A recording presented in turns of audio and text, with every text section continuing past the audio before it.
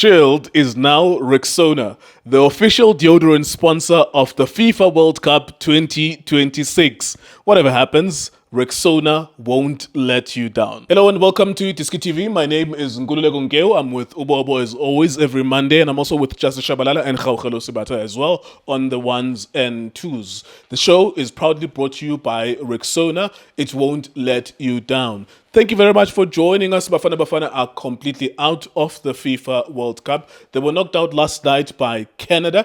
We mourned the loss and we shot our videos, and we hope you enjoyed them as well. They're still somewhere around here on social media, which is YouTube and everywhere else on our TikTok as well. We'll discuss that, of course, and we'll also talk about some of the elements or aspects of the World Cup, some of the players who've shown for us, and why were Bafana knocked out, and the future that lies ahead for Bafana, as, of course, we walk this road without Coach Hugo Bros. Please make sure you subscribe, you like, and you comment on our videos as well. Thank you very much for joining us. Bobzit, how are you, sir? No, I'm good, Mr. Nkeunjani. Yes, sir. Gwalalega njengoba siphumile World Cup. I know I don't want to make a joke out of this because it's a very serious matter. People were heartbroken. Have you been able to process the loss for Bafana? Yeah, Mr. Nkeu. Ngasho ngithi 50-50 Mr. Nkeu. Kulalekile because I think amachiti izolo angibonisile ukuthi bebangayanga kuyo 80 number. They tried to at least basinikeze something. Unfortunately, bezidlala ne team ngicabanga ukuthi le quality abanayo it's in a different enkulu between us nabo. So ngicabanga ukuthi ungalala kahle uphinde umotha ulali kahle ushoot mara yini mhlawumbe ngicabanga ukuthi bebangakunikeza yona ngaphandle kwalokho abakunikeze kona, because ngicabanga ukuthi equality esinayo, I think amajita asibonisile ukuthi they can do something for a country, Mr. Nkeu. Yeah. How was the World Cup for Bafana? I know we'll still do more to talk about it, but besides the match, which we'll talk about as well. But how was the World Cup for Bafana? Knockout stages for the first time in the history, but of course against Canada we were knocked out. Not too many goals as well that we scored at the World Cup. How was it for you personally? How did you see the World Cup? Yeah, Mr. Nkeu, World Cup the way ngibheka ngakhona ku Bafana ngicabanga ukuthi siye sashawa ama preparation wethu kahle. Angicabanga ukuthi ama preparation wethu bese ready to go and compete ukuthi mhlambe bangasinikeza lokhu ekungaphezulu kwalokho esikubonile. So sometimes uma ushawa ama preparation kuba khona izinto maybe ezokunikeza iproblem going forward, because ubonile nangendlela mhlawumbe selection squad bengakhona kunezinto nje ezenzekile, but into engichazile nje ukuthi amajita akazange athathele izinto asifake mhlawumbe enhlizweni zabo, bayilapha ukuthi they want to go and play and represent the country. So for me ngicabanga ukuthi ilento engicabanga ukuthi ngayisho ukuthi ayizange mhlawumbe inginikeze lento bengicabanga ukuthi singaqala sikuyo, because besibuya ku AFCON la khona senza ama preparation wale World Cup ukuthi uma sibuya kule AFCON at least manje uma siya ku World Cup khona sizokwenza. So but for me ngicabanga ukuthi Mr. Nkeu bekutough for Bafana, but leya group uma ungabheka the wezidlale ngakhona bengekho difficult ngalendlela the way we bheka ngakhona. That is why uma uyabheka sine lose a1, sine draw a1, sine win a1, qualify sina 4 points and saphuma ku position 2. So kusho kona ukuthi if bekhona sukwenzile kuleya game yokuqala mhlawumbe ngabe siye singanayo ne lose ukuqualify la kulama knockout, but give credit kulama jita ukuthi at least sikwazi ukuthi siphume kuma group stages siye kuma knockout, because into engicabanga ukuthi basebenzele kakhulu, because ukubreaka irecord esingakaze isenzakalele into efana naleya. But for amajita Mr. Nkeu ngwathulela isigcoko no, for mina ngicabanga ukuthi benze kahle. Angeke ngiblame mhlawumbe ngithi ngizoblame abona ukuthi asizange mhlawumbe sibithe bo Canada, but uyibonile igame ezolo na ukuthi bekuyigame ngicabanga ukuthi sikwazile ukuthi siabsorb leya pressure, sikwazi ukumesha leya quality noma singakwazi ukuyimesha egcineni ukuthi bathole leya win lamajita. Yeah, let's look at that game in depth. What disappointed you about that game in terms of the formation, in terms of personnel, or even performa kwamajita? Yini ongayithandanga ku game ye Canada Bafana? Creativity, Mr. Nkeu. Azange sibe ne creativity enough uma ngathi uyabheka. Yes, akhona la ama chances engicaka ukuthi bongathi mhlawumbe lawo ma half chance bekathi siyawathola, but I think i opponent ikwazile ukuthi iplane kahle against iBafana Bafana. So ngicabanga ukuthi silekele ya creativity because the only side esilaziyo ukuthi bekumele sisebenzise lona vele isite la kaMaseko and uthi webheka uMaghupa usaround ebadlala abayingaki lo Rithwane besifuna ukudlala siyahluleka ukuthola ama second ball. So ngicabanga ukuthi bekunzima for thina. So uma uleke creativity ungazi nokuthi mhlawumbe uzothola ama set piece uzowasebenzisa or mhlawumbe uzothola leyo counter attack uyisebenzisa. I think kune count esitholile yakaMaghupa la ngicabanga ukuthi first touch yakhe nje bekumele ayidirect ukuthi angene eboxini mhlawumbe akhohlwe it would have been a 1v1. We understand, but uyakhona ukubona ukuthi ilama chance abe nje mancane Mr. Nkewa kusukuthi mhlawumbe sicreate lama chances ukuthi mhlawumbe uma sekuhluphile because uyabona igame plan yakhe ukuthi lela side belingasebenzi at all. Beba make sure ukuthi uMaseko akusumdlalo kumele adlale, they allow apolice ukuthi adlale ama back pass. So ngicabanga ukuthi ilokho ngicabanga ukuthi bona njenge opponent bakwenze ngcono against iBafana Bafana and esaleka le creativity Mr. Nkewa. Yeah. Big talking point was the change kaMofokeng. Did you understand it? Because before Ayenzo Hugo Bros half time, Uguta keep number 10. Doesn't matter if it was Mofokeng or anyone else, but the idea was to take out number 10 for an extra midfielder. Before Ayenzo, we spoke about it. You mentioned it, Ugutu Zoyenza. Utso, I mentioned Ugutu Zoyenza. I mentioned it that he's going to make that substitution because you could see the flow of the game. So you have to take out one of the attackers. That would have been the mindset. Were you surprised by that? Is that where we lost the game? Yeah, Mr. Nko, uma sibona ukuthi se struggleisha ukuthi sibe ne creativity and uDonsa lo yamdlali we number 10 uletha leyo midfield. Kumele wazi ukuthi siyo attacka kanjani.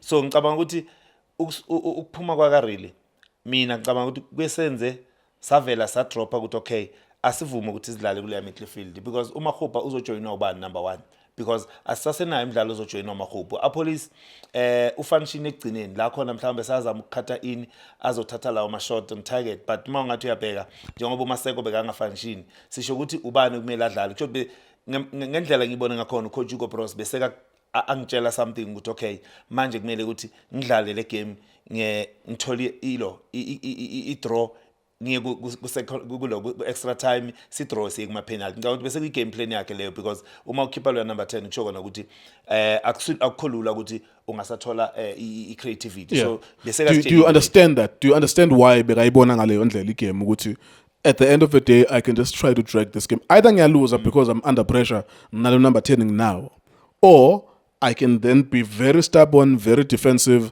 ngihambe ngiwa ama penalty.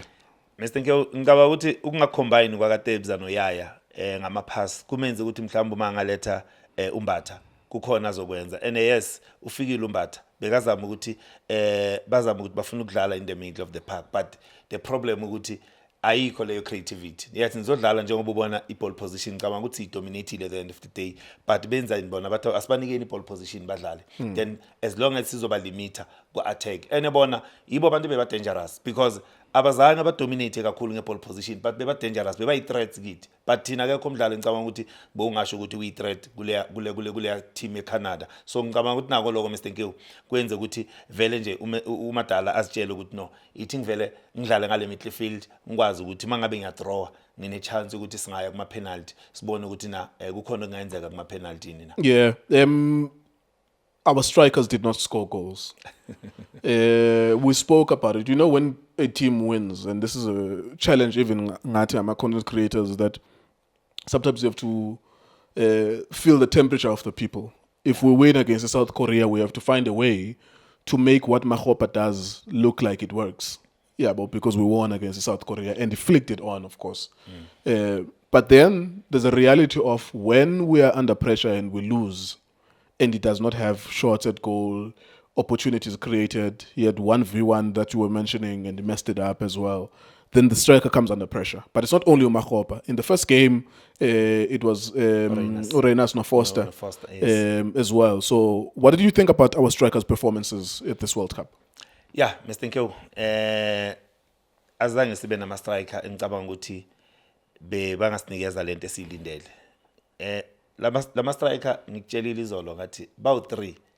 Omunye mase asefieldini uzokwenza ucabanga umunye ungaba kunoReynolds uzokwenza ukukhumbula uMaghupa ukuthi ngaba khona. Uma ungaletha uMaghupa uzosho ukuthi ngabe uFoster beka khona. So ngicabanga ukuthi ku striking force siyalekha Mr Nkewu. That is why mawungathi uyayibheka especially kulabadlali abadlala ku attack yebafana. Most of laba abadlali uma ungabheka the likes of uRele yena uApolis noMremo uma ngabangenile. Abadlali ngicabanga ukuthi emathimini abo yiba abaskorayo ukudlula ama strikers. So but uma uzodinga ukuthi uMakhupa abe target man unganayo le target man ukuthi angeke akwenzele nix ku target man. So kuyoba nzima uma ulethu Reiners bangakunikezi leso space behind the defense because uyazi ukuthi istarant sakhe silapho kuba nzima for wena. Ulethu Foster namanje ngicine mina uma sengibona the way badlala ngakhona ngithi okay mazidlala route 1 uFoster besekazoyenzani besekazosibambela lela bhola ke size sizojoina because yena ugood maybe protect. So uyabona ukuthi bakwenza ukuthi uma kunolo ukhumbule omunye ukuthi if bokunolo mhlambe bekuzoba ngcono, you understand, but kona ku striking force Mr Nkewu globally strikers we don't dilly-dally, we don't think about this one and this one. Strikers must score goals. Strikers msebenzi strike ukuthi score Mr Nkewu, but njengamanje yabona siyalekha ku striking force namanje uma ungathi uyabheka scoring a penalty sina 2 goals ibholo ka uTebza saphinda sakora iphi equal less 2 umaseko. So uyabona ukuthi Mr Nkewu ku striking force siyalekha kakhulu and angathi problem akusi problem i-problem ye country. I think ma strikers Mr Nkewu siyalekha kakhulu. Uzokhumbula yazi ngize ngakhumbula uMabasa ngathi yazi ngabe uMabasa beyakhona bambeke lapha protect they were going to ask him to aerial balls. You see what we are looking for from strikers, which is interesting from this World Cup, is something that fits the game plan.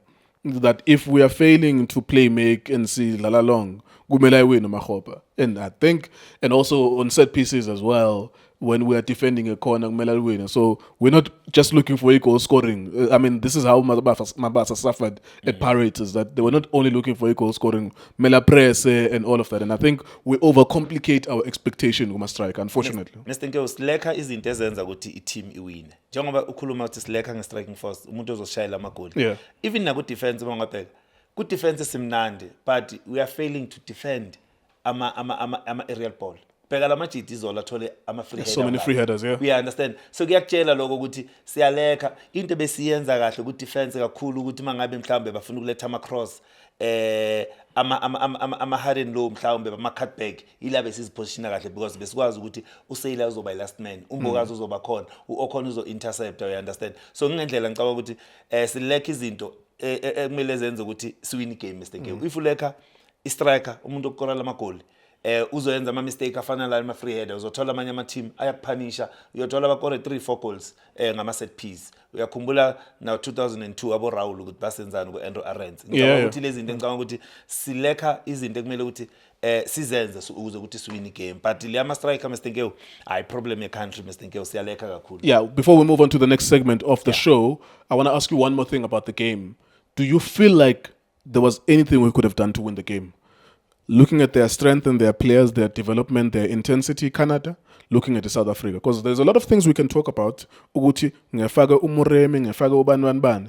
Is there anything in your heart that says, if we did 1, 2, 3, we're going to win that game? Mina Mr Nkewu le game ukuthi siwine bese ngicabanga ukuthi singawina kuma penalty.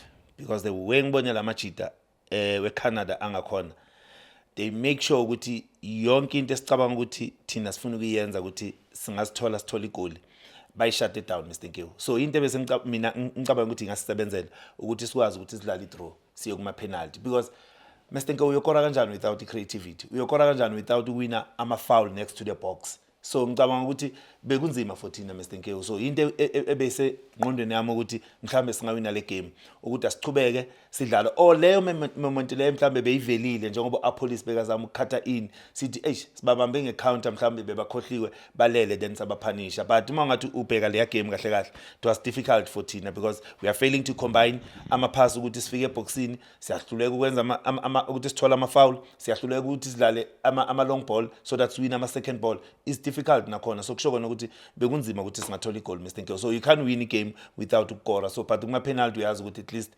ilotho noma ngabe ngibani mhlawumbe angayiwina le game. Nice one. Thank you very much Bob Zid.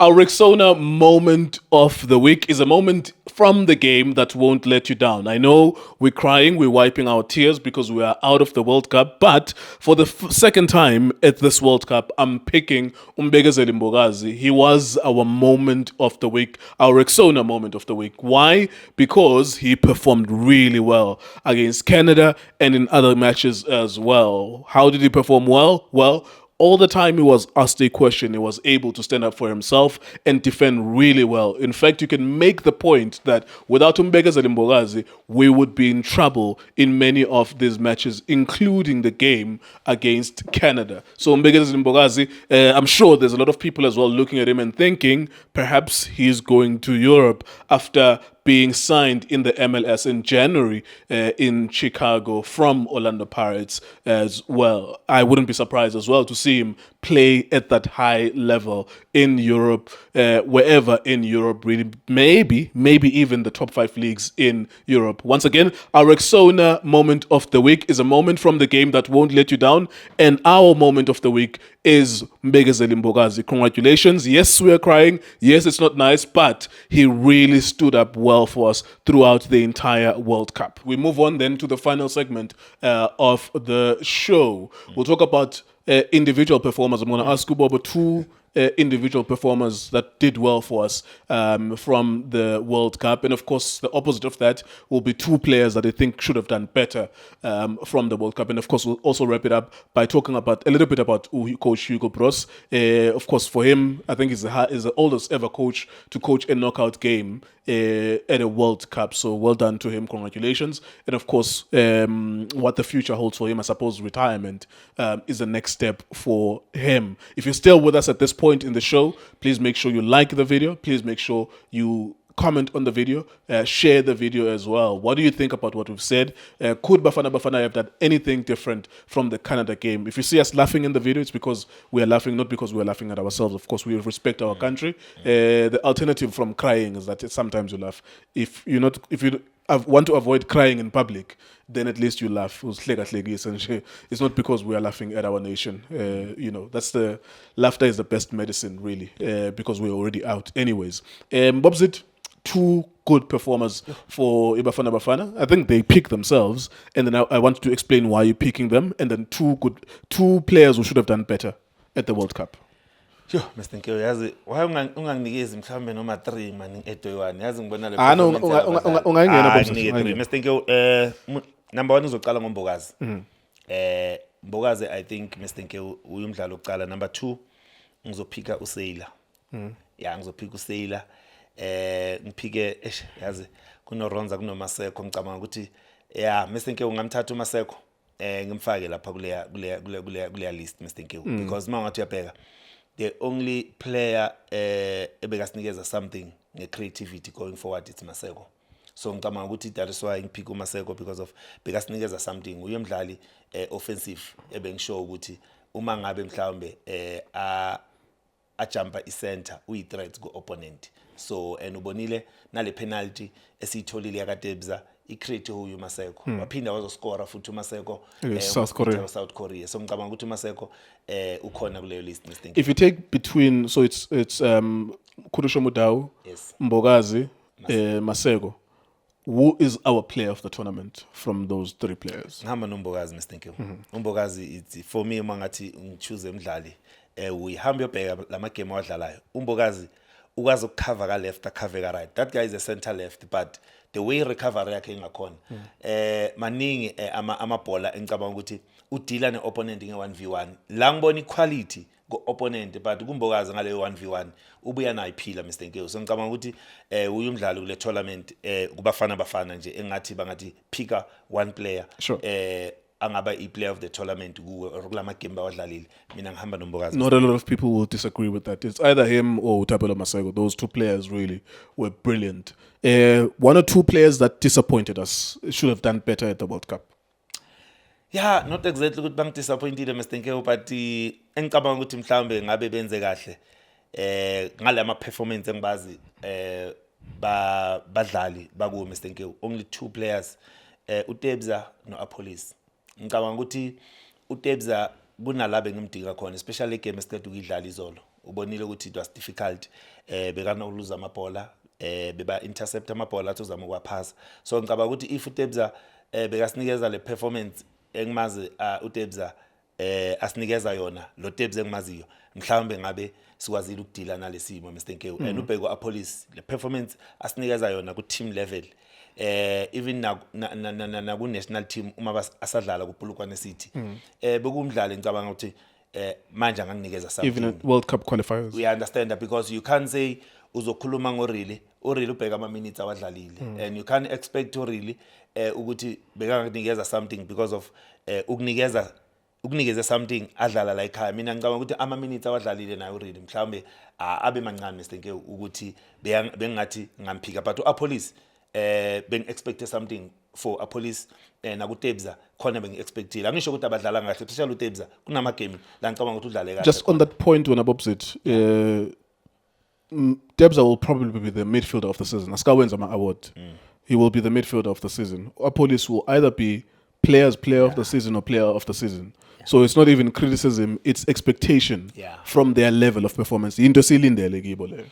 Exactly Mr Nkewu. And yabona ubeka iphuze le right because uma ungabheka bazobuya la ekhaya njengobusho kuma award uthole baba khona we PSL. Kusho kona ukuthi best expect something ukudlula lokho abasinikeze kona but it's not like njengobusho ukuthi siya criticize or kanjani but sesikhuluma ukuthi best expect izinto ezifana nalezi kulabadlali abafana nalabo Mr Nkewu. Absolutely. Let's wrap it up with the coach Hugo Bros. We're still going to come back here on Wednesday to summarize the World Cup. So maybe by that point we might have a smell of who's the next coach, blah, blah, blah, blah. I'm not going to ask you that. Hopefully we might have some direction by Wednesday when we come back. But for you, Hugo Bros, what did he do for Bafana Bafana? Just your final words for him as well. Yeah, Mr Nkewu. Ngimthulela isigqoko madala. Ukuthi athathi Bafana Bafana ibeke la ikhona. Uma ungabheka ukuba khona kwakhe lapha.